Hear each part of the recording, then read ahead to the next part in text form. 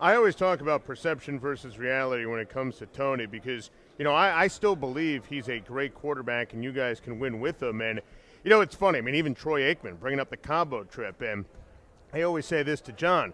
Jason Witten was on the same trip, and no one's going to question you and your commitment and your work ethic because of the fact that you're the tight end versus the fact that Tony's the quarterback and who he dates and who he's linked to. I'm curious because I don't think tell me if I'm wrong, have any regrets about taking the trip.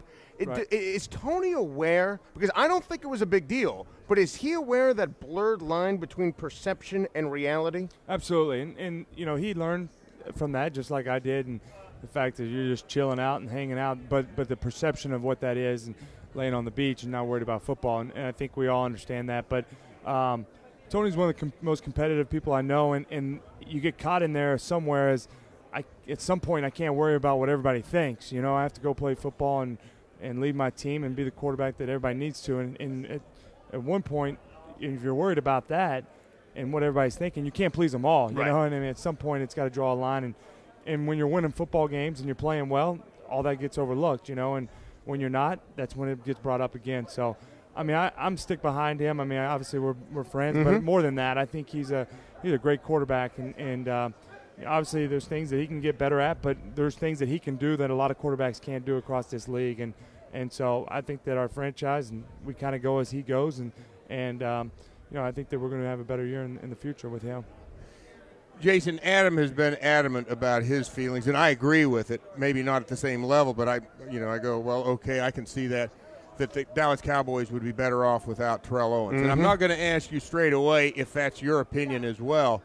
Let me ask you to a different way. Can the Cowboys survive if Terrell Owens isn't on their team, isn't on their roster? If he isn't? If he isn't. Oh, wow. I don't know. I mean, he brings a lot to the table, I mean, you just deal with that if that road came. But, I mean, I think that he's coming back, and I mean, we're going to play. And, he's one of the most competitive guys I know, and so with that, that it brings some other stuff too. But I don't look at it from any standpoint of he not coming back. I know that got brought up with some people, but I think that he's coming back. And building off with him and Roy and myself and Barber, I mean, we have a lot of weapons there, and we just have to go out and show it. So I don't look at it from that standpoint. And any time when you lose like that, those things get questioned. So I don't look at it that he's not coming Was there back. an issue with you and T.O. during the season? No. I mean, I don't have any issues. And it was unfortunate that I kind of just got brought in the middle of that. And he was disappointed that where the ball was going and met with the coordinator, Jason, there. But not real sure how I got in the middle of it. Kind of embarrassing to be in the middle of that because you look like Clark Kent, mild, unassuming reporter. Exactly. Just I'm the tight end. I know my role in this thing. So I do think we have enough to get back in it. That was a great line, wasn't it? You should actually steal that. Write that down. You need a pen. I mean, you should throw that to the Dallas news media. Exactly. I might use that. You're welcome to it. All right. Thank you.